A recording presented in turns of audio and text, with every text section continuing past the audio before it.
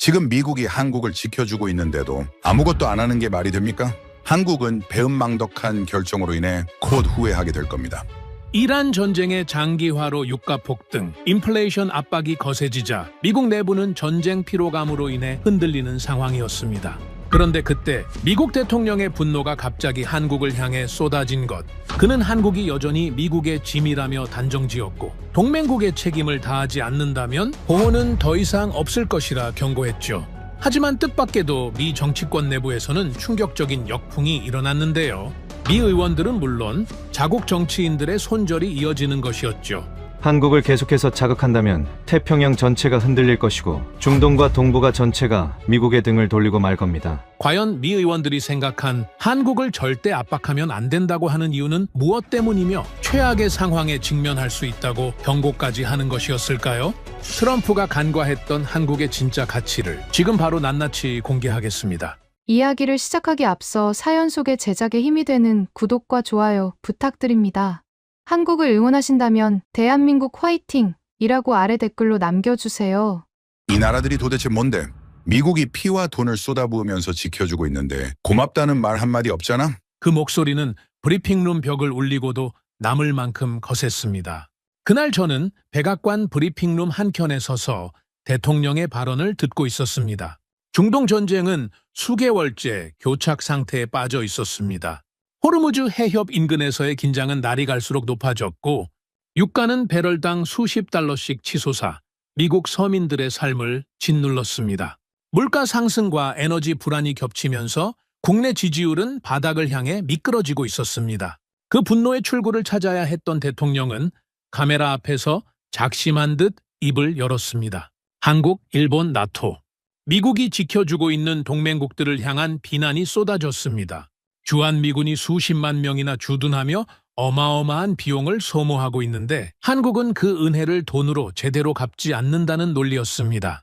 실제 숫자와는 차이가 있었지만 회견장 분위기는 검증을 허락하지 않았습니다. 쏟아지는 말들은 날카로웠고 기자들의 마이크는 그 말을 받아 전국으로 퍼뜨렸습니다. 그 순간 저는 속으로 강하게 고개를 끄덕이고 있었습니다. 맞습니다. 이게 진짜 문제였습니다. 미국이 그렇게까지 해주고 있는데 동맹국들은 미국 없이는 단 하루도 버티기 어려우면서 청구서 하나 제대로 치르지 않는다. 저는 그렇게 믿고 있었습니다. 제 아버지는 베트남 전쟁 참전 용사였습니다. 아버지가 가끔 꺼내던 이야기가 있었습니다. 미국은 세계를 지키기 위해 자국의 아들들을 보낸다. 그 희생으로 자유세계가 지탱된다. 어린 저는 그 말을 아무런 의심 없이 받아들였고 그 믿음이 결국 저를 외교 안보의 길로 이끌었습니다. 그래서 한국에 대해서도 제게는 굳건한 확신이 있었습니다. 한국은 미국이 지켜주는 나라다. 주한미군은 한국을 위해 그 땅에 서 있는 것이다. 한국이 경제적으로 성장했다 해도 안보만큼은 미국의 우산 없이는 버틸 수 없다. 북한과 중국이라는 위협 사이에서 미국의 보호막이 없으면 한국은 흔들릴 수밖에 없다. 그 확신은 한 번도 의심받은 적이 없었습니다. 기자회견이 끝나고 참모들이 회의실로 이동했습니다. 저는 늘 그렇듯 복도를 지나 안쪽 회의실로 들어섰습니다. 대통령이 강경 발언을 내놓으면 그 뒤엔 전략적 공감이 따라오게 마련입니다. 방향이 설정됐다는 안도감 혹은 협상 카드가 준비됐다는 기대감. 저는 그런 분위기를 예상하며 자리에 앉았습니다. 그런데 문이 닫히는 순간 뭔가 달랐습니다. 아무도 먼저 말을 꺼내지 않았습니다. 몇몇은 노트를 내려다보며 시선을 피했고 일부는 창밖을 바라보거나 커피잔을 쥔 채 굳어 있었습니다. 저는 그 무게를 느끼면서도 그게 무엇인지 정확히 파악하지 못했습니다. 그때 공화당 보좌관 한 명이 입을 열었습니다. 숫자가 좀 틀린 것 같은데요. 주한미군 규모가 대통령이 말씀하신 수치와는 차이가 있습니다. 다른 보좌관이 낮은 목소리로 이어받았습니다. 한국을 저 방식으로 자극하면 나중에 협상 자체가 어려워질 수도 있습니다. 외교 라인에 파장이 생깁니다. 저는 그 말들이 불편했습니다. 대통령 발언에 토를 다는 것처럼 들렸고 숫자 같은 세부 사항에 집착하는 모습이 큰 그림을 놓치는 것처럼 느껴졌습니다. 전략적 압박이 효과를 내려면 때로는 불편한 메시지도 필요하다. 저는 그렇게 생각하는 사람이었으니까요. 그런데 그때 군 출신 참모 한 명이 아주 조용하게 말을 내뱉었습니다. 한국은 더 이상 1980년대 한국이 아닙니다. 그것뿐이었습니다. 설명도 없었고 근거도 붙이지 않았습니다. 그냥 그 한 문장이 회의실 공기 속으로 새우며 들었습니다. 저는 반사적으로 그 말을 흘려버리려 했습니다. 하지만 회의실을 나서도 복도를 걸으면서도 저녁을 먹으면서도 그 문장이 머릿속에서 사라지지 않았습니다. 마치 작은 가시처럼 뇌리에 박혀서 지우려 할수록 더 선명해지는 느낌이었습니다. 집으로 돌아오는 차 안 워싱턴의 밤거리를 내다보며 저는 이상한 질문을 스스로에게 던졌습니다. 내가 모르는 게 있는 건가? 그 질문은 아주 사소하게 들렸지만 25년이 넘는 세월 동안 제가 한 번도 품어본 적 없는 질문이었습니다. 저는 항상 답을 알고 있다고 믿으며 살아왔습니다. 한국에 대해서는 더욱 그랬습니다. 주한미군이 무엇인지, 한반도가 미국에게 어떤 의미인지 전부 알고 있다고 생각했습니다. 결국 저는 새벽 2시가 넘어서야 국방부 지하 브리핑룸으로 향했습니다. 그곳에는 한국 관련 전략 자료와 주한미군 운용 보고서들이 있었습니다. 처음에는 그저 대통령 발언의 근거를 확인하려 했습니다. 숫자가 맞는지, 비용 분석이 제대로 반영됐는지를 확인하면 다시 확신을 가질 수 있을 거라 생각했습니다. 낡은 가죽 서류 가방을 내려놓고 두꺼운 파일을 꺼내 넘기기 시작했습니다. 하지만 서류를 펼치는 순간부터 제가 예상하지 못했던 문장들이 눈에 들어오기 시작했습니다. 주한미군은 한국 방어에만 국한되지 않는다. 이는 중국 견제, 일본 방어 지원, 인도태평양 전략의 핵심 전진 기지로서의 역할을 동시에 수행하며 대만 해협 유사시 초기 대응 역량의 핵심 축으로 기능한다. 저는 그 문장을 2번 읽었습니다. 그리고 3번 읽었습니다. 이건 제가 알고 있던 것과 달랐습니다. 아니, 정확하게는 어딘가에서 들어본 개념이기는 했습니다. 하지만 그 무게를 이렇게 냉정하게 명시해 놓은 보고서를 마주한 건 처음이었습니다. 주한미군이 한국을 지키기 위해 있다는 생각이 너무 당연했기 때문에 그것이 동시에 전혀 다른 목적을 수행하고 있다는 사실을 깊이 생각해 본 적이 없었던 겁니다. 보고서를 계속 넘겼습니다. 한반도 위기 발생 시 미국이 감당해야 할 추가 비용 분석이라는 항목이 나왔습니다. 그 아래에는 숫자들이 차갑게 나열되어 있었습니다. 병력 증파 비용, 항공모함 전단 파견 비용, 공급망 차질에 따른 경제적 손실 추정치. 한국이 스스로 긴장을 관리하지 못했을 때 미국이 직접 개입해야 하는 경우를 가정한 수치들이었습니다. 저는 빨간 펜을 들어 그 항목에 천천히 밑줄을 그었습니다. 이게 무슨 의미인가? 한국이 흔들리면 미국이 더 큰 비용을 치른다. 그렇다면 지금 한국이 자체적으로 버텨주고 있는 것이 실제로는 미국에게 이익이 된다는 말인가? 한국이 짐이라는 대통령의 논리는 반대로 한국이 없을 때 더 큰 짐이 생긴다는 계산을 빠뜨리고 있는 것인가? 새벽 3시가 넘도록 저는 자료에서 눈을 뗄 수가 없었습니다. 읽을수록 그림이 뒤집히는 느낌이었습니다. 보고서 곳곳에서 반복되는 문장들은 하나같이 한국을 보호 대상이 아니라 미국 전략을 지탱하는 축으로 묘사하고 있었습니다. 인도태평양이라는 거대한 판에서 한국은 미국이 앞으로 나아갈 수 있게 해주는 받침대처럼 그려져 있었습니다. 창밖에는 워싱턴의 야경이 잔잔하게 펼쳐져 있었습니다. 도시의 불빛이 흔들리지 않고 빛나는 그 풍경을 바라보며 저는 조용히 혼자 중얼거렸습니다. 정말 한국이 우리 짐인가? 그 순간 오래된 기억 하나가 느닷없이 떠올랐습니다. 몇 년 전 한국을 출장으로 방문했을 때 만났던 한국군 장성이 있었습니다. 그는 제가 건넨 미국 주도 안보 협력 이야기에 부드럽게 웃으며 이렇게 말했습니다. 미국이 우리를 지켜주는 시대는 끝나가고 있습니다. 이제 우리는 함께 싸우는 동맹입니다. 당시 저는 그 말을 외교적 수사 정도로 흘려들었습니다. 한국 측의 자존심 세우기라고 생각했습니다. 하지만 새벽 브리핑룸에서 그 말은 전혀 다른 무게로 돌아왔습니다. 저는 낡은 메모 수첩을 꺼내 짧게 한 줄 적었습니다. 어쩌면 우리가 한국을 잘못 보고 있었는지도 모른다. 그 문장을 쓰고 나서도 한동안 펜을 내려놓지 못했습니다. 손끝이 이상하게 무거웠습니다. 25년 동안 흔들린 적 없던 확신이 새벽 두꺼운 보고서 한 권 앞에서 처음으로 금이 가기 시작했습니다. 대통령 발언이 나온 다음 날 워싱턴 분위기는 제가 예측한 방향과 완전히 다르게 흘렀습니다. 민주당의 반발은 당연히 예상했습니다. 그건 늘 있는 일이었습니다. 진짜 충격은 공화당 내부에서 왔습니다. 군 출신 공화당 상원 의원 여러 명이 언론 인터뷰에 잇따라 등장해 우려를 표명했습니다. 전직 합참의장도 조심스럽지만 분명한 어조로 경고를 내놓았습니다. 그들의 말은 하나같이 비슷한 방향이었습니다. 동맹을 이렇게 흔드는 방식은 결국 미국 안보에 해가 된다. 저는 TV 앞에서 그 반응들을 지켜보며 점점 더 이상하다는 생각이 짙어졌습니다. 이들은 반미 성향이 아닙니다. 진보도 아닙니다. 평생을 미국 안보를 위해 헌신한 사람들입니다. 그런데 왜 하나같이 한국 문제에 이렇게 민감하게 반응하는 걸까요? 단순한 정치적 계산이 아니라 뭔가 제가 모르는 이유가 있는 건지 의문이 들었습니다. 그 의문을 아는 채 저는 국방부 내부 브리핑에 참석했습니다. 회의 주제는 겉으로는 동북아 안보 정세 분석이었지만 실질적으로는 전날 대통령 발언 이후의 전략 재검토에 가까웠습니다. 테이블 위에는 동북아 안보 지도와 주한미군 배치 자료가 펼쳐져 있었습니다. 좌석은 빈자리가 없었고 분위기는 조용하지만 팽팽했습니다. 브리핑을 주도한 장성은 바로 본론으로 들어갔습니다. 주한미군의 역할을 한국 방어로만 한정해서 보면 이 숫자가 부담으로 보일 수 있습니다. 하지만 전략 전체를 보면 완전히 달라집니다.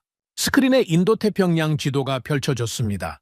주한미군 기지에서 뻗어나가는 작전 방향이 표시되었고 그것이 실질적으로 커버하는 지역이 화면을 가득 채웠습니다. 중국 동부 해안, 대만 해협, 일본 열도, 남중국해. 그 광대한 영역 전부가 그 반경 안에 들어와 있었습니다. 장성이 계속했습니다. 한국이 없으면 오키나와와 괌에 지금보다 훨씬 많은 병력과 장비를 추가 배치해야 합니다. 그리고 그것만으로도 지금 주한미군이 감당하는 역할을 대체하기 어렵습니다. 지리적으로 불가능에 가깝습니다. 저는 그 말을 들으며 가슴 한편이 서늘해지는 것을 느꼈습니다. 다음 슬라이드에는 비용 비교 자료가 등장했습니다. 현재 주한미군 운용 비용과 한국 없이 동일한 전략적 효과를 유지하기 위해 필요한 대체 비용, 두 숫자 사이의 간격이 생각보다 훨씬 컸습니다. 주한미군을 유지하는 비용이 대체 시나리오보다 압도적으로 낮았습니다. 다시 말해 미국은 한국에 주둔함으로써 전략적 효율을 극대화하고 있었다는 뜻이었습니다. 저는 빈 노트에 숫자를 옮겨 적었습니다. 손이 멈추질 않았습니다. 브리핑이 이어지는 가운데 한 장성이 테이블 너머로 시선을 옮기며 조용하지만 명확하게 말했습니다. 솔직하게 말씀드리겠습니다. 우리는 한국을 지켜주는 게 아닙니다. 한국이 있기 때문에 중국을 효과적으로 견제할 수 있는 겁니다. 회의실이 한 박자 멈췄습니다. 저는 그 말이 떨어진 순간 아무 말도 하지 못했습니다. 그 문장은 제가 한 번도 들어본 적 없는 말이 아니었습니다. 분명히 어딘가에서 읽었거나 흘려들었을 겁니다. 하지만 그 순간은 달랐습니다. 머릿속이 아니라 몸으로 받아들이는 충격이 있었습니다. 미국이 한국을 지켜주는 게 아니다. 한국이 있어서 미국이 전략적으로 유리한 위치에 있을 수 있다. 이 두 문장은 겉으로 비슷해 보이지만 전혀 다른 세계입니다. 전자는 시해 관계이고 후자는 이익의 관계입니다. 그리고 그 차이는 제가 지난 수십 년간 한국을 바라보던 방식 전체를 뒤집어 놓는 것이었습니다. 브리핑은 계속됐습니다. 한반도 유사 상황 발생 시 시뮬레이션 자료가 이어졌습니다. 한국이 없을 때 미국이 직접 동북아 방어를 맡아야 하는 경우를 가정한 시나리오였습니다. 숫자들은 차갑고 냉정했습니다. 동북아 해상 물류 차질, 반도체 공급망 붕괴, 일본 방어선 약화, 중국의 남해 진출 가속화, 이 요소들이 도미노처럼 연결되어 있었고 그 연쇄 충격의 끝에는 미국 경제에 대한 직접적인 타격이 적혀 있었습니다. 보고서 한 페이지에 이런 문장이 있었습니다. 한국의 불안정화는 미국의 인도태평양 전략 전체를 재설계해야 하는 상황을 유발하며 이 경우 미국이 부담해야 할 경제적 군사적 비용은 현재 주한미군 운용 비용의 수십 배에 달할 수 있다. 저는 그 문장을 읽고 멈췄습니다. 그리고 처음부터 다시 읽었습니다. 수십 배. 대통령은 한국이 미국의 짐이라고 했습니다. 하지만 보고서는 한국이 없을 때 미국이 짊어져야 할 짐이 수십 배 무거워진다고 말하고 있었습니다. 두 방향이 완전히 충돌하고 있었습니다. 브리핑이 끝나고 회의실을 나서는 동안 저는 사람들과 눈을 잘 맞추지 않았습니다. 그 숫자들이 너무 선명하게 눈에 남아 있었기 때문입니다. 복도를 걷는 발걸음이 이상하게 무거웠습니다. 창가에 서서 워싱턴 정형을 내려다보았습니다. 이전까지 제 머릿속의 주한미군 지도는 한반도를 중심으로 한 방어선이었습니다. 미국이 한국을 위해 그어준 선. 그런데 지금 다시 보이는 지도에서 그 선은 한반도를 훨씬 넘어 중국 해안과 대만과 일본 전체를 감싸고 있었습니다. 한국은 그 선의 중심에 있었습니다. 그리고 그 선이 사라지면 미국이 뒤로 물러나야 한다는 것도 지도 위에서 선명히 보였습니다. 몇 년 전 한국 출장 때 본 장면들이 느닷없이 떠올랐습니다. 평택 미군 기지의 넓은 활주로, 부산항에 끝없이 늘어선 컨테이너들, 밤새도록 불이 꺼지지 않던 울산 조선소. 당시 저는 그 풍경들을 보며 미국의 도움으로 성장한 나라의 모습이라고 생각했습니다. 하지만 이제 그 풍경들은 전혀 다른 의미로 다가왔습니다. 그 조선소에서 만들어지는 배들이 미국 해군의 부족한 전력을 보완할 수 있다면, 그 항구들이 미국 전략물자의 핵심 통로라면, 그 기지들이 단순히 한국을 지키는 것이 아니라 아시아 전체의 균형을 붙잡고 있다면, 그렇다면 저는 지금까지 전혀 다른 나라를 보고 있었던 겁니다. 저는 창가에서 조용히 중얼거렸습니다. 우리가 한국을 지키는 줄 알았는데 어쩌면 한국이 미국의 아시아 전략을 지키고 있었던 건지도 모른다. 그 말이 입 밖으로 나오는 순간 처음으로 제 세계관에 본격적인 균열이 생겼다는 것을 느꼈습니다. 평생 단단하다고 믿어온 확신의 벽이 내부에서부터 천천히 갈라지기 시작하는 느낌이었습니다. 그리고 그 균열은 이후 제가 마주하게 될 더 충격적인 진실들의 첫 번째 예고에 불과했습니다. 브리핑이 끝나고 사무실로 돌아온 저는 한동안 의자에 앉지 못했습니다. 보통 이런 날이면 서류를 정리하거나 다음 일정을 점검하는 게 습관이었습니다. 하지만 그날은 달랐습니다. 책상 앞에 서서 멍하니 창밖을 바라보다가 결국 서랍에서 낡은 메모 수첩을 꺼냈습니다. 전날 밤 적어둔 문장이 눈에 들어왔습니다. 어쩌면 우리가 한국을 잘못 보고 있었는지도 모른다. 저는 그 문장 아래에 짧게 한 줄 더 적었습니다. 확인해야 한다. 그날부터 저는 한국에 대한 자료를 직접 뒤지기 시작했습니다. 처음에는 간단한 확인 작업이라고 생각했습니다. 한국이 과연 얼마나 달라졌는지 숫자로 검증하면 다시 확신을 회복할 수 있을 거라 여겼습니다. 아무리 성장했다 해도 한국이 미국 없이 버틸 수 있다는 결론이 나오기는 어렵다.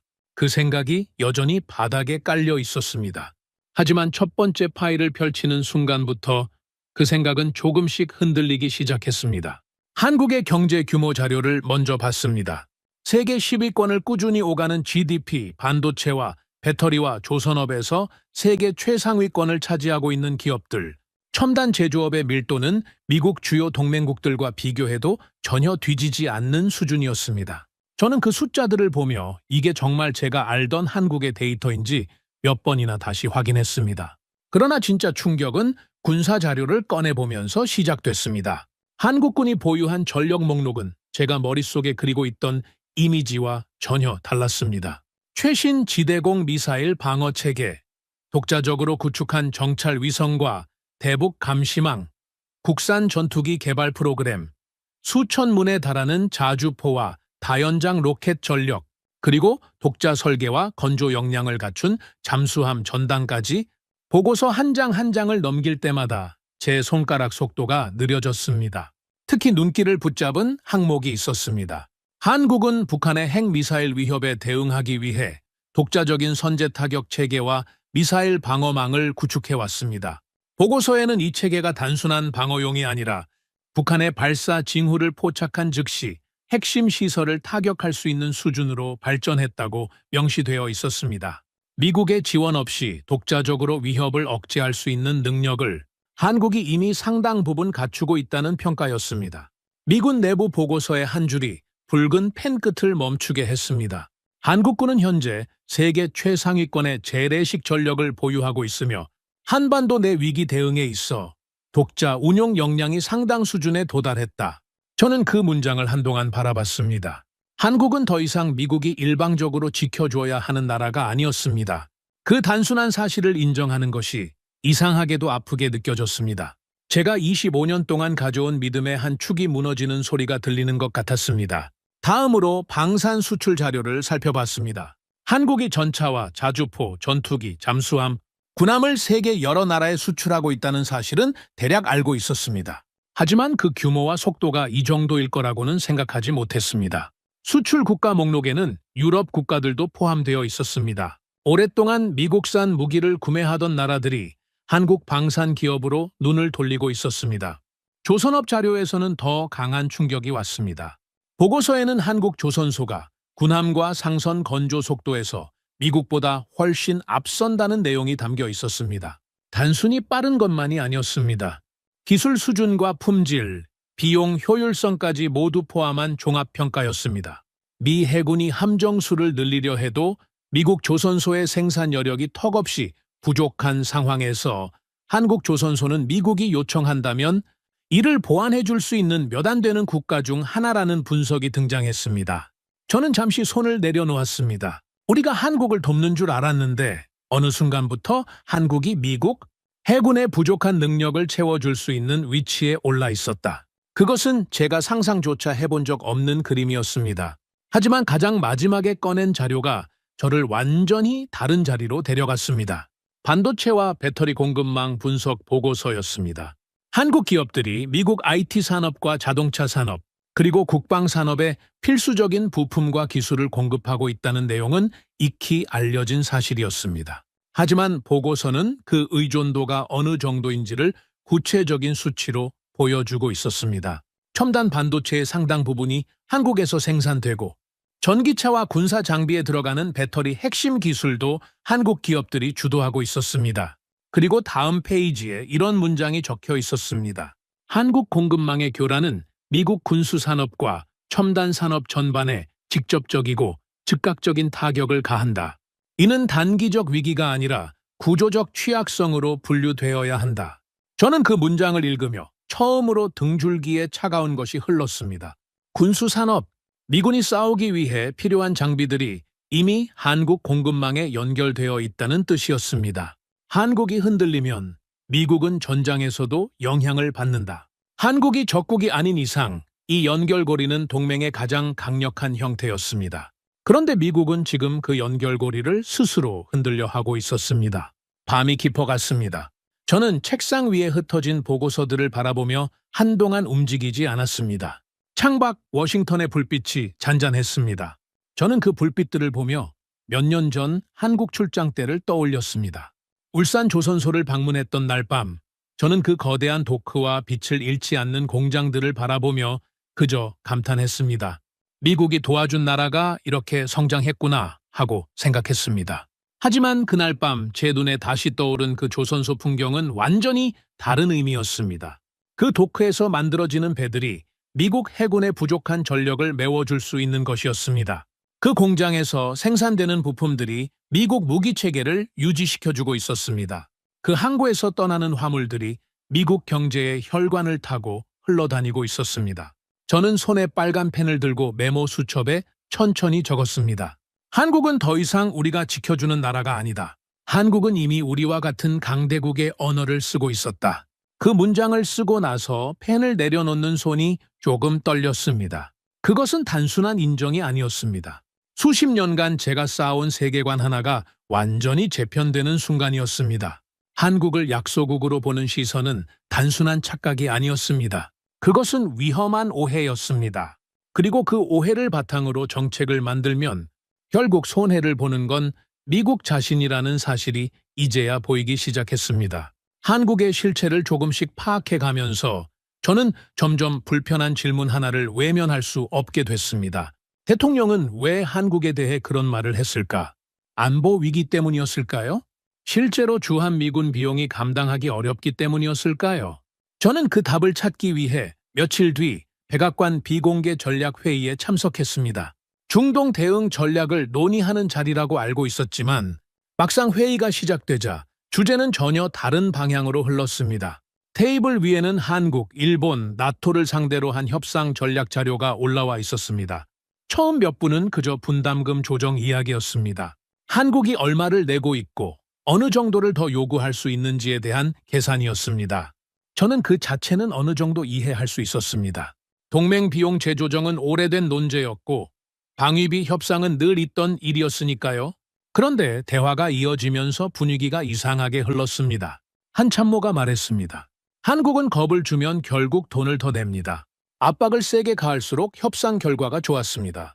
주한미군 규모를 더 강하게 강조해야 합니다. 다른 참모가 맞장구를 쳤습니다. 국민들이 한국이 미국의 부담이라는 인식을 갖게 되면 협상 테이블에서 우리가 훨씬 유리해집니다. 저는 그 말들을 듣는 동안 아무 말 없이 앉아 있었습니다. 뭔가 묘하게 어긋난 느낌이 있었지만 처음에는 그게 무엇인지 정확하게 짚어내지 못했습니다. 그리고 다음 발언에서 그 어긋남이 확실해졌습니다. 누군가 슬라이드를 넘기며 주한미군 비용 자료를 꺼냈습니다. 그런데 그 숫자가 이상했습니다. 제가 전날 밤 확인한 실제 수치와 달랐습니다. 훨씬 부풀려져 있었습니다. 미국이 한국 때문에 감당하고 있는 손실이 실제보다 과장된 형태로 제시되고 있었습니다. 저는 조용히 물었습니다. 이 숫자가 맞습니까? 제가 확인한 자료와 다른데요. 잠시 침묵이 흐른 뒤 한 참모가 가볍게 대답했습니다. 숫자가 조금 달라도 상관없습니다. 국민들은 세부 수치까지 확인하지 않습니다. 그 순간 저는 손이 굳는 것을 느꼈습니다. 국민들은 모른다. 그래서 틀린 숫자를 써도 괜찮다. 그 말 속에는 대통령의 한국 비난이 안보적 판단에서 나온 것이 아니라는 사실이 담겨 있었습니다. 이건 전략이었습니다. 방위비와 무역에서 더 많은 것을 얻어내기 위한 공포 마케팅이었습니다. 한국을 짐처럼 묘사해야 협상 테이블에서 미국이 유리해진다는 계산이 이 모든 발언의 출발점이었습니다. 저는 그 사실을 받아들이는데 몇 초가 걸렸습니다. 제가 평생 믿어온 미국 우선주의는 실제 안보 전략이 아니라 협상 레버리지를 위한 도구로 쓰이고 있었습니다. 동맹을 약화시켜도 미국이 원하는 것을 받아낼 수 있다면 그걸로 충분하다는 논리였습니다. 그 과정에서 진짜 전략적 가치가 얼마나 훼손되는지는 계산에 들어있지 않았습니다. 그때 테이블 건너편에 앉은 젊은 보좌관 한 명이 자신 있게 입을 열었습니다. 어차피 한국은 미국이 빠지면 버티기 힘든 나라입니다. 선택지가 없으니까 우리 조건을 들어줄 수밖에 없어요. 저는 그 말이 끝나기 무섭게 고개를 들었습니다. 과거였다면 저도 그 말에 고개를 끄덕였을 겁니다. 하지만 이제 저는 달랐습니다. 그 말이 얼마나 틀린 것인지를 알고 있었습니다. 며칠 사이에 제가 확인한 자료들이 눈앞에 펼쳐졌습니다. 세계 최상위권 재래식 전력, 독자적인 미사일 방어망, 세계에서 가장 빠른 조선소, 미국 군수산업과 연결된 공급망. 저는 낮고 분명한 목소리로 말했습니다. 그건 30년 전 한국 이야기입니다. 지금 한국은 다릅니다. 회의실 공기가 순간 달라졌습니다. 몇몇이 시선을 돌렸고 누군가는 놀란 표정을 지었습니다. 저를 향한 시선들이 모였지만 저는 이어서 말했습니다. 한국 조선소는 지금 미국보다 빠르게 군함을 만들 수 있습니다. 한국군은 세계 최고 수준의 전력을 갖추고 있습니다. 한국이 공급하는 반도체와 배터리 없이는 우리 군수산업도 흔들립니다. 그리고 한국이 없으면 우리는 중국을 지금 방식으로 견제하는 것 자체가 불가능합니다. 아무도 바로 반박하지 않았습니다. 회의는 계속됐지만 저는 이미 그 자리에 집중할 수가 없었습니다. 머릿속에서는 더 큰 그림이 펼쳐지고 있었습니다. 동맹을 청구서로 계산하면 언젠가는 신뢰가 무너집니다. 한국뿐 아니라 일본도 유럽 국가들도 미국을 믿지 못하게 됩니다. 그 공백을 누가 채우는지는 분명했습니다. 중국과 러시아는 미국 동맹의 균열을 가장 방이는 세력들입니다. 보고서 한 항목에 이런 분석이 있었습니다. 동맹 신뢰 붕괴 시 중국은 아시아 지역 내 정치 경제적 영향력을 급속히 확대할 수 있으며 이는 미국 주도 국제 질서의 근간을 흔드는 결과로 이어진다. 미국이 지금 잃고 있는 건 방위비 협상에서의 양보가 아니었습니다. 미국이 잃고 있는 건 수십 년에 걸쳐 쌓아온 신뢰와 질서였습니다. 그리고 그 신뢰와 질서가 사라지는 순간 미국은 더 많은 병력과 더 많은 예산으로도 지금 누리고 있는 영향력을 회복하지 못하게 됩니다. 저는 회의가 끝난 뒤 혼자 텅 빈 복도를 걸었습니다. 복도 끝 대형 TV에서는 뉴스가 흐르고 있었습니다. 한국 정부가 한반도 긴장 완화 메시지를 발표했다는 내용이었습니다. 미국은 동맹을 흔들고 있는데 정작 한국은 스스로 위기를 관리하고 상황을 안정시키려 하고 있었습니다. 저는 발걸음을 멈추고 화면을 바라봤습니다. 미국은 한국을 압박하고 있습니다. 한국이 미국의 부담이라는 인식을 만들어가고 있습니다. 그런데 바로 그 순간 한국은 미국이 감당해야 할 긴장을 조용히 줄여주고 있었습니다. 저는 화면 앞에서 낮게 중얼거렸습니다. 우리는 지금 한국을 압박하고 있는데 한국은 오히려 미국의 부담을 덜어주고 있었다. 그 말이 복도의 공기 속으로 스며드는 동안 저는 다음 사실이 더 중요하다는 것을 직감했습니다. 한국이 그렇게 움직일 수 있는 건 단순한 외교적 제스처가 아니었습니다. 한국이 스스로 위기를 관리할 수 있는 능력을 갖추고 있었기 때문이었습니다. 그리고 그 능력의 실체가 무엇인지를 저는 아직 제대로 확인하지 못하고 있었습니다. 그 복도에서 TV 화면을 바라보던 날 밤, 저는 오랫동안 잠을 이루지 못했습니다. 침대에 누웠지만 눈이 감기지 않았습니다. 천장을 바라보며 머릿속에서 장면들이 뒤섞였습니다. 브리핑룸의 차가운 숫자들, 회의실에서 조용히 던져진 장성의 한마디, 그리고 복도 TV에서 흘러나오던 한국 정부의 긴장 완화 메시지. 그 조각들이 하나의 그림으로 맞춰지려 하는데 아직 중심이 채워지지 않은 느낌이었습니다. 저는 결국 새벽 4시의 자리에서 일어났습니다. 커피를 한 잔 내리고 책상 앞에 앉았습니다. 그리고 며칠 전부터 미뤄두었던 파일을 꺼냈습니다. 한국의 대북 정책과 한반도 긴장 관리 관련 보고서였습니다. 솔직히 말하면 저는 그동안 이 분야를 깊이 들여다본 적이 없었습니다. 북한 문제는 미국이 주도하는 것이고 한국은 그 틀 안에서 움직이는 나라라는 생각이 너무 당연했기 때문입니다. 하지만 이제는 그 당연함을 그냥 지나칠 수가 없었습니다. 파일을 열자마자 첫 페이지에서 눈이 멈췄습니다. 트럼프 행정부가 동맹을 압박하는 기간 동안 한국 정부가 취한 외교적 행보를 정리한 내용이었습니다. 저는 그것이 단순한 외교적 수사일 거라 생각하며 읽기 시작했습니다. 그런데 내용이 이어질수록 그 판단이 무너지기 시작했습니다. 한국 정부는 미국이 동맹을 흔드는 동안 두 가지 방향을 동시에 유지하고 있었습니다. 하나는 미국과의 관계를 공개적으로 훼손하지 않는 것이었습니다. 강경 반발보다는 절제된 어조를 유지하면서 동맹 자체를 흔드는 언행은 삼갔습니다. 그러면서도 한편으로는 북한을 향해 조심스러운 신호를 보내고 있었습니다. 직접적인 대화를 요청하지 않으면서도 대화의 문이 열려 있다는 메시지를 꾸준히 내보냈습니다. 저는 그 이중 행보가 처음에는 어정쩡하게 보였습니다. 미국도 달래고 북한도 달래는 양다리 외교처럼 느껴졌습니다. 하지만 보고서를 읽을수록 그게 아니라는 것이 분명해졌습니다. 한국은 한반도의 긴장을 자국의 손으로 직접 관리하겠다는 원칙을 세우고 그 원칙에 따라 정교하게 움직이고 있었습니다. 며칠 뒤 정보기관에서 올라온 추가 보고서를 받았습니다. 내용을 보는 순간 저는 손에 들고 있던 커피잔을 내려놓았습니다. 북한 고위층에서 한국 대통령에 대한 이례적인 평가가 나왔다는 내용이었습니다. 북한은 보통 한국 정부를 공개적으로 비난하거나 무시하는 방식을 택해왔습니다. 그런데 이번에는 달랐습니다. 한국 대통령을 솔직하고 대범한 인물로 언급했다는 내용이 보고서에 담겨 있었습니다. 그리고 더 충격적인 분석이 뒤를 이었습니다. 북한은 현재 미국보다 한국과의 직접 대화에 더 강한 의지를 보이고 있다. 저는 그 문장을 몇 번이나 반복해서 읽었습니다. 평생 저는 북한 문제는 미국이 주도해야 한다고 믿어왔습니다. 북한을 움직일 수 있는 것은 미국의 압박과 협상 능력이고 한국은 그 과정에서 보조적인 역할을 하는 나라라고 생각해왔습니다. 그것이 한반도 외교의 기본 구도라고 저는 확신했습니다. 하지만 보고서가 말하는 현실은 달랐습니다. 북한의 시선에서 볼 때 한국은 더 이상 미국의 그림자 뒤에 서 있는 나라가 아니었습니다. 한국은 독자적인 목소리와 판단을 가진 대화 상대였습니다. 그리고 북한은 그것을 알고 있었습니다. 오히려 미국이 협상 테이블에서 압박 카드를 꺼내는 동안 한국은 조용히 다른 채널을 열어두고 있었습니다. 저는 오래된 메모 수첩을 꺼내 천천히 적었습니다. 한반도를 가장 잘 아는 건 결국 한국이다. 그 문장을 쓰고 나서 한동안 수첩을 내려다봤습니다. 당연한 말처럼 들릴 수 있었습니다. 하지만 저에게는 그 당연한 말을 이제야 처음으로 진심으로 쓴다는 것이 이상하게 무겁게 느껴졌습니다. 그리고 그 다음 보고서가 또 다른 충격을 가져왔습니다. 한국군의 대북 감시 및 위기 대응 체계에 관한 분석 자료였습니다. 한국은 이미 독자적인 정보 자산을 통해 북한의 동향을 실시간으로 파악하고 있었습니다.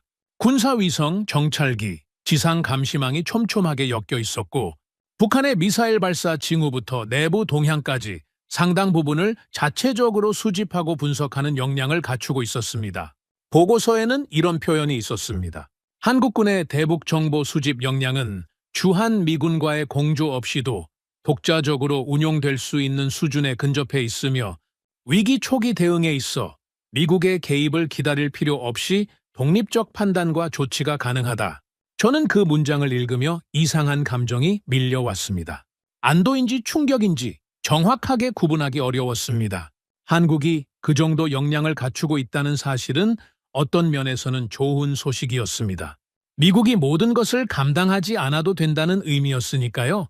하지만 다른 면에서는 제 자존심의 어느 부분이 긁혔습니다. 우리가 필요하다고 생각해왔는데 어쩌면 한국은 이미 우리 없이도 움직일 준비를 맞춰가고 있었던 건 아닐까. 그 생각이 불편했습니다. 하지만 불편하다고 사실이 바뀌지는 않았습니다. 가장 마지막으로 확인한 자료는 한국이 한반도 긴장을 실제로 관리하면서 미국에게 돌아간 반사익에 관한 내용이었습니다. 한국이 긴장을 조율하고 상황을 안정시키는 동안 미국은 동북아에 추가 전력을 투입하지 않아도 됐습니다. 항공모함 전단을 급파하거나 병력을 증강 배치하는 상황이 발생하지 않았고 그 덕분에 미국은 중동 문제와 중국 견제에 훨씬 더 집중할 수 있었습니다. 미 국방부 내부 문서에는 이 기간 동안 동북아 관련 예산 소모가 현저히 줄어들었다는 내용이 담겨 있었습니다. 저는 그 숫자들을 보며 처음으로 분명하게 인정했습니다. 한국은 미국의 짐이 아니었습니다. 한국은 미국이 감당해야 할 무게를 대신 들고 있는 나라였습니다. 미국이 두 손으로 다른 일을 할 수 있게 해주는 존재였습니다. 그날 밤 저는 늦게까지 집무실에 남아 있었습니다. 한반도 위성사진이 담긴 모니터를 바라보면서 비무장지대를 따라 표시되어 있던 붉은 위험 수치들이 조금씩 낮아지고 있는 것을 확인했습니다. 한국의 외교 행보가 실제로 효과를 내고 있다는 시각적인 증거였습니다. 저는 조용히 커피잔을 내려놓고 중얼거렸습니다. 우리가 한국을 지켜주는 게 아니라 한국이 미국이 감당해야 할 전쟁 하나를 막아주고 있었구나. 그 말이 입에서 나오는 순간 저는 다음에 확인해야 할 질문이 무엇인지를 알았습니다. 한국이 실제로 막아주고 있는 그 전쟁이 터졌을 때 미국은 과연 감당할 수 있을까? 그 질문이 다음 며칠간 저를 잠 못 들게 할 것이었습니다. 중동 상황이 다시 한번 악화됐습니다. 호르무즈 해협 인근에서 민간 유조선 두 척이 공격을 받았고 국제 유가는 하루 만에 가파르게 치솟았습니다. 미 해군은 즉각 대응 태세를 강화했고 워싱턴 안보 라인 전체가 다시 비상 모드로 돌아갔습니다. 저는 그 상황을 보고받으며 그것이 이미 예상된 수순이라는 생각을 했습니다. 중동은 늘 그랬습니다. 그런데 바로 그 다음 날 예상하지 못한 회의가 소집됐습니다. 국방부 주관의 비상 시뮬레이션 회의였습니다. 주제는 짧고 냉혹했습니다. 중동 분쟁 지속 중 북한 도발 발생 시 미국의 대응 가능성. 저는 그것이 단순한 가정 시나리오라고 생각하며 자리에 앉았습니다. 이런 종류의 시뮬레이션은 정기적으로 열리는 것이고 저도 수십 번 참석해본 형식이었습니다. 하지만 브리핑이 시작되면서 그날은 달랐습니다. 첫 번째 슬라이드가 뜨는 순간 저는 표정을 관리해야 했습니다. 스크린에는 중동과 한반도가 동시에 붉게 표시된 지도가 펼쳐져 있었습니다. 실시간 상황처럼 구성된 그 장면에서 호르무즈 해협과 한반도 서해가 동시에 위험구역으로 지정되어 있었습니다. 그리고 그 두 지점 사이를 미국의 항공모함과 전략, 자산들이 어떻게 커버해야 하는지를 보여주는 배치도가 이어졌습니다. 브리핑 장교가 천천히 말했습니다. 현재 미국의 가용 항공모함 전단과 신속 대응 병력 규모를 기준으로 할 때 중동 상황이 고조된 상태에서 한반도에 추가 위기가 발생할 경우 두 정우를 동시에 완전히 커버하는 것은 사실상 불가능합니다. 회의실이 조용해졌습니다. 저는 그 침묵의 무게를 느꼈습니다. 오랜 세월 워싱턴에서 일하면서 많은 회의를 겪어봤습니다. 하지만 이렇게 냉정하게 미국이 감당하지 못할 수 있다는 사실이 공식 브리핑 자료에 명시된 것은 흔한 경험이 아니었습니다. 시뮬레이션은 계속됐습니다. 호르무즈 해협 봉쇄가 이어지는 상황에서 북한이 중거리 미사일을 발사하는 시나리오가 펼쳐졌습니다. 미국은 즉각 한반도 쪽으로 전략 자산을 움직여야 했지만 중동의 상황이 악화되면서 병력을 분산시킬 수 없는 딜레마에 빠졌습니다. 그 사이 중국 해군이 대만 해협에서 이례적인 기동을 시작했습니다. 세 개의 위기가 동시에 맞물리면서 미국의 대응 체계가 순서를 잃기 시작했습니다. 화면 속 시나리오는 가정이었지만 그것이 충분히 현실이 될 수 있다는 사실은 가정이 아니었습니다. 이어지는 분석 자료에서 저는 처음으로 양면 전쟁 불가 판정이라는 표현을 만났습니다. 냉전 시절 미국은 두 개의 전쟁을 동시에 치를 수 있는 능력을 유지해야 한다는 원칙 아래 전략을 짜왔습니다. 그것이 미국 패권의 상징이기도 했습니다. 하지만 보고서는 그 원칙이 이미 현실에서 멀어졌다는 것을 명확하게 기술하고 있었습니다. 예산 감축, 조선업 기반 약화, 장기 분쟁으로 소모된 병력 자원, 이 세 가지가 맞물리면서 미국은 더 이상 예전처럼 두 개, 전선에서 동시에 최적 전력을 투사할 수 없게 됐다는 것이었습니다. 그 다음 장이 더 구체적이었습니다. 한반도 위기 발생 시 미국이 한국의 독자 대응 능력에 기댈 수 없을 경우 즉각 투입해야 하는 추가 병력과 장비 목록이 나열되어 있었습니다. 수십만 명의 병력 증파, 최소 2개 항공모함 전단 추가 배치, 공군 전략자산 전개, 그리고 이를 지원하기 위한 보급망 확보 비용까지 포함한 숫자는 천문학적이었습니다. 반면 한국이 자체적으로 긴장을 억제하고 위기를 관리해 줄 경우 미국이 절감할 수 있는 비용과 전력, 여유분이 얼마인지도 표로 정리되어 있었습니다. 두 칸의 수치 차이는 압도적이었습니다. 한국이 버텨주는 것이 미국에게 얼마나 큰 전략적 이익인지를 숫자가 직접 말해주고 있었습니다.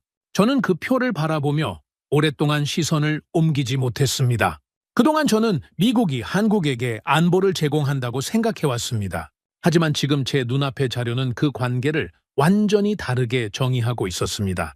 미국이 한국에게 안보를 제공하는 것이 아니라 한국이 미국의 안보 부담을 나눠지고 있었습니다. 그 차이는 작아 보이지만 전략을 설계하는 방식 자체를 바꿔놓는 것이었습니다. 브리핑 마지막 장에 다다랐을 때 저는 자신도 모르게 몸이 앞으로 기울었습니다. 한 줄짜리 결론 문장이 페이지 하단에 적혀 있었습니다. 글씨는 크지 않았지만 저에게는 그것이 회의실 전체에서 가장 크게 보였습니다. 한국의 안정은 미국의 선택이 아니라 생존 조건이다. 저는 그 문장을 한참 바라봤습니다. 선택이 아니라 생존 조건. 대통령은 한국이 미국의 리스크라고 했습니다. 하지만 이 문장은 정반대를 말하고 있었습니다.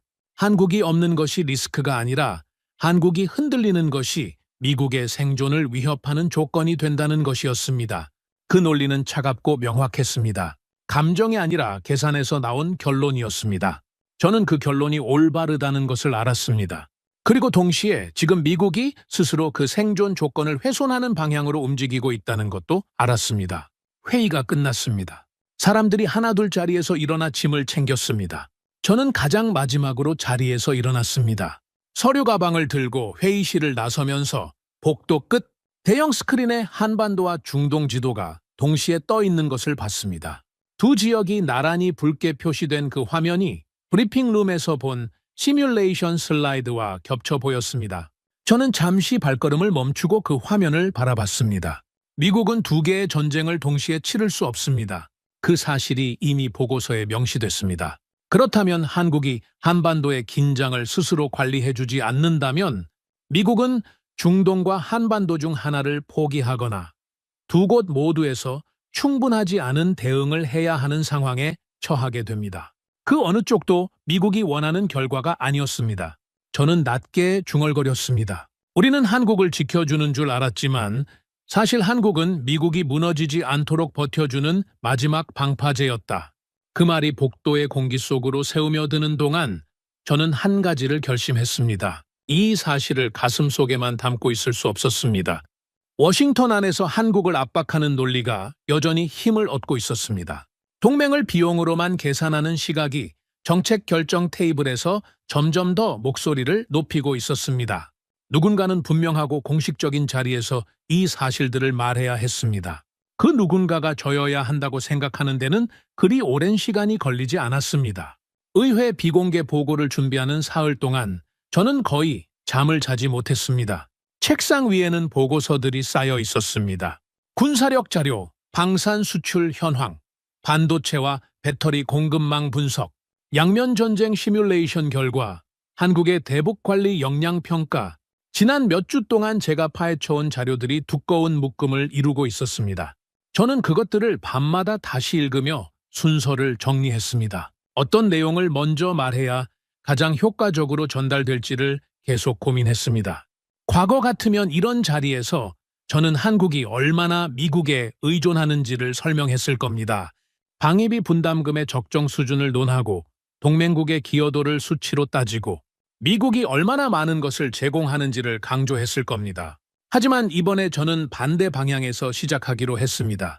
미국이 한국 없이 얼마나 위험해지는지를 말하는 것. 그것이 제가 지난 몇 주 동안 자료를 통해 배운 가장 핵심적인 진실이었습니다. 보고 당일 아침, 저는 평소보다 일찍 국회의사당 쪽으로 향했습니다. 비공개 보고실 앞에는 이미 여러 명의 보좌관들이 서성이고 있었습니다. 저는 짧게 인사를 나누고 자리를 잡았습니다. 테이블 맞은편에는 상하원 안보위원회 소속 의원들이 착석해 있었습니다. 그중 몇몇은 제가 얼굴을 아는 사람들이었고 몇몇은 처음 보는 얼굴이었습니다.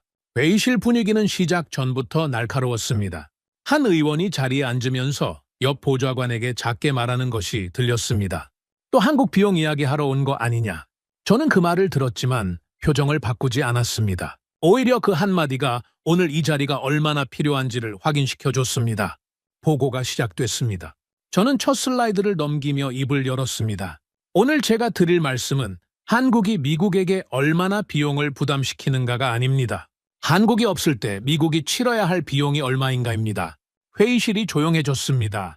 강경 보수 성향 의원 한 명이 즉각 끼어들었습니다. 우리가 왜 계속 한국을 지켜줘야 합니까?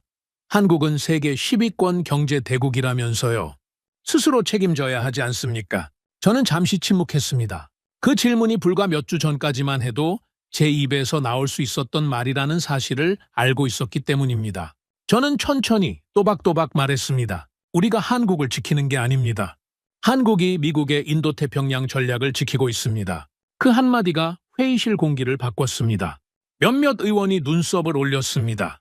한 명은 팔짱을 풀고 앞으로 몸을 기울였습니다. 저는 그 반응을 확인하면서 자료를 넘기기 시작했습니다. 인도태평양 지도가 스크린에 펼쳐졌습니다. 주한미군 기지에서 뻗어나가는 작전 방향이 중국 동부 해안, 대만 해협, 일본 열도를 동시에 커버하고 있다는 것을 시각적으로 보여줬습니다. 그 자리에서 동일한 전략적 효과를 내기 위해 오키나와와 괌에 추가 배치해야 할 전력과 그 비용이 이어졌습니다.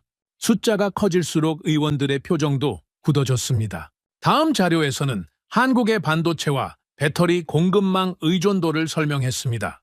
미국 군수산업이 한국산 부품 없이는 상당 부분 멈춰서게 된다는 내용, 미 해군 전력 재건에 한국 조선업이 왜 필수적인지에 대한 분석도 순서대로 올라갔습니다. 한 의원이 손을 들었습니다. 조선업 이야기는 좀 과장 아닙니까? 미국 조선소도 있는데. 저는 자료를 다음 장으로 넘겼습니다. 미국 조선소의 현재 생산 여력과 한국 조선소의 건조 속도를 나란히 비교한 표가 등장했습니다. 숫자 차이는 반박의 여지가 없었습니다. 미국 조선소는 현재 수요를 맞추지 못하고 있습니다.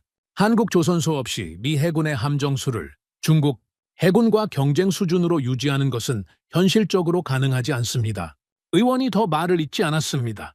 양면 전쟁 시뮬레이션 결과가 나왔을 때 회의실은 가장 조용해졌습니다. 중동과 한반도가 동시에 불안정해질 경우 미국이 감당해야 할 규모와 한국이 한반도를 자체적으로 관리해줬을 때 미국이 얼마나 많은 자원을 절감할 수 있는지가 나란히 제시됐습니다. 저는 마지막 슬라이드를 띄웠습니다. 한반도 지도와 주한미군 기지 위치가 나타났습니다. 저는 잠시 말을 멈추고 그 지도를 바라봤습니다. 그리고 천천히 입을 열었습니다. 한국이 흔들리면 일본이 흔들립니다. 일본이 흔들리면 대만이 흔들립니다. 그 순간 미국의 태평양 전략은 처음부터 다시 설계해야 합니다. 아무도 말하지 않았습니다. 저는 그 침묵 속에서 마지막 문장을 말했습니다. 한국은 더 이상 미국이 지켜줘야 하는 나라가 아닙니다. 한국은 미국이 반드시 붙잡아야 하는 전략 자산입니다. 보고가 끝난 뒤 의원들이 천천히 자리에서 일어났습니다. 몇 명은 아무 말 없이 나갔고 몇 명은 주변 보좌관들과 낮은 목소리로 뭔가를 주고받았습니다. 그리고 한 의원이 자료 묶음을 손에 쥔 채 제게 다가왔습니다. 정말 한국이 그 정도입니까? 저는 그 질문을 듣는 순간 묘한 기분이 들었습니다. 몇 주 전 저도 똑같은 의문을 품었던 사람이었으니까요. 저는 짧게 대답했습니다. 저도 처음에는 몰랐습니다. 그게 문제입니다. 또 다른 의원이 옆에서 말했습니다. 우리가 한국을 너무 당연하게 여겼던 것 같군요. 저는 고개를 끄덕였습니다. 그리고 덧붙였습니다. 당연하게 여기는 순간 잃기 시작합니다. 회의실을 나서며 저는 창밖 국회의사당 야경을 잠시 바라봤습니다. 불빛이 고요하게 빛나고 있었습니다. 저는 낮게 중얼거렸습니다. 한국을 잃는 순간 미국은 아시아를 잃는다. 그리고 마음속으로 마지막 결론을 내렸습니다. 대통령이 틀렸습니다. 한국은 짐이 아니라 미국이 가장 먼저 지켜야 할 카드였습니다. 의회 보고가 끝나고 며칠이 지났습니다. 그 사이 워싱턴 안에서는 조용한 파장이 일었습니다. 비공개 자리였지만 소문은 흐르는 법입니다. 제가 한국의 전략적 가치를 공개적으로 변호했다는 이야기가 몇 개의 채널을 통해 퍼져나갔습니다. 일부 언론에서는 강경보수 진영 내부에서 동맹 문제를 놓고 시각 차이가 생겼다는 분석이 나왔습니다. 그리고 며칠 뒤 언론 인터뷰 요청이 들어왔습니다. 저는 처음에 망설였습니다. 공개 발언은 비공개 보고와 다릅니다. 한 번 말하면 되돌릴 수 없고 파장도 훨씬 크게 퍼집니다. 트럼프 진영 일부와의 관계도 생각해야 했습니다. 저는 오랫동안 그 진영 안에서 일해온 사람이었습니다. 하지만 망설임은 오래가지 않았습니다. 당시 워싱턴 언론과 정치권에서는 한국이 미국의 부담이라는 프레임이 점점 더 강하게 퍼지고 있었습니다. 방위비 압박의 관세 문제까지 겹치면서 한국을 미국의 짐으로 묘사하는 논조가 일부 보수 미디어에서 힘을 얻고 있었습니다. 그 흐름을 이대로 두면 언젠가 정책에 반영되는 날이 올 것이었습니다. 저는 그것이 미국에게 재앙이 될 수 있다는 것을 알았습니다. 인터뷰는 주요 시사 프로그램 생방송으로 진행됐습니다. 스튜디오에 들어서면서 저는 낡은 가죽 서류 가방을 의자 옆에 내려놓고 자리에 앉았습니다. 조명이 환하고 카메라가 가깝게 느껴졌습니다. 저는 숨을 고르며 지난 몇 주 동안 확인한 자료들을 머릿속에서 한 번 더 정리했습니다. 진행자가 카메라를 향해 인사를 마치고 저에게 첫 번째 질문을 던졌습니다. 로버트 전 차관보님, 현 행정부는 한국이 미국의 부담이라고 말합니다. 어떻게 생각하십니까? 저는 잠시 침묵했습니다. 그 침묵은 답을 모르기 때문이 아니었습니다. 이 말을 어떤 방식으로 꺼내야 가장 정확하게 전달될지를 마지막으로 확인하는 순간이었습니다. 저는 천천히 또박또박 말했습니다. 아닙니다. 한국은 미국이 가진 가장 저평가된 전략 자산입니다. 진행자가 눈썹을 올렸습니다. 저는 멈추지 않았습니다. 동맹을 비용으로만 계산하는 순간 미국은 돈보다 더 중요한 것을 잃기 시작한다는 이야기를 이어갔습니다. 신뢰, 질서, 그리고 영향력, 이 세 가지는 예산을 늘린다고 회복되는 것이 아닙니다. 한 번 무너지면 다시 쌓는데 수십 년이 걸립니다. 진행자가 끼어들었습니다. 하지만 한국이 방위비를 충분히 부담하지 않는다는 지적도 있지 않습니까? 저는 고개를 저었습니다. 방위비 숫자만 보면 그렇게 보일 수 있습니다. 하지만 한국이 한반도 긴장을 스스로 관리함으로써 미국이 절감하는 비용은 그 숫자의 수십 배입니다. 한국이 없다면 미국은 지금보다 훨씬 많은 병력을 동북아에 쏟아부어야 하고 그 비용은 어떤 방위비 분담금보다 큽니다. 게다가 한국 기업들이 공급하는 반도체와 배터리 없이는 미국 군수산업 자체가 흔들립니다. 스튜디오 안이 조용해졌습니다. 저는 계속했습니다. 주한미군은 한국을 위한 시해가 아닙니다. 그것은 미국이 중국을 견제하고 일본을 보호하고 대만 해협을 안정시키기 위한 가장 효율적인 전진기지입니다. 한국이 그 기지를 제공하고 그 주변 여건을 안정시켜주고 있기 때문에 미국의 전략이 작동할 수 있는 겁니다. 진행자가 잠시 말을 잃었습니다. 그렇다면 현 행정부의 접근 방식은 잘못된 겁니까? 저는 그 질문 앞에서 한 박자를 뒀습니다. 저는 한때 대통령과 똑같이 생각했습니다. 한국은 미국이 지켜줘야 하는 나라라고 믿었습니다. 동맹도 결국 비용이고 미국이 더 많은 것을 받아야 한다고 생각했습니다. 하지만 이제 저는 그 생각이 얼마나 위험한 착각이었는지를 압니다. 저는 잠깐 숨을 고르고 이어갔습니다. 한국이 흔들리면 일본이 흔들리고 일본이 흔들리면 대만이 흔들립니다. 그 순간 미국의 태평양 전략 전체가 처음부터 다시 설계되어야 합니다. 그 비용과 충격이 어느 정도인지는 이미 계산이 나와 있습니다. 그것은 방위비 협상에서 받아낼 수 있는 어떤 금액과도 비교가 되지 않습니다. 진행자가 마지막 질문을 던졌습니다. 그렇다면 미국은 한국을 어떻게 대해야 한다고 생각하십니까? 저는 천천히 대답했습니다. 한국을 보호 대상으로 보는 시선을 버려야 합니다. 한국은 미국과 함께 세계 질서를 지킬 수 있는 몇 안 되는 나라 중 하나입니다. 우리는 한국을 붙잡아야 하는 게 아니라 한국과 어깨를 나란히 해야 합니다. 인터뷰가 끝났습니다. 조명이 꺼지고 스태프들이 움직이기 시작했습니다. 저는 마이크를 내려놓고 천천히 자리에서 일어났습니다. 서류 가방을 집어들고 스튜디오 밖으로 걸어 나오면서 지난 몇 주 동안의 장면들이 빠르게 스쳐 지나갔습니다.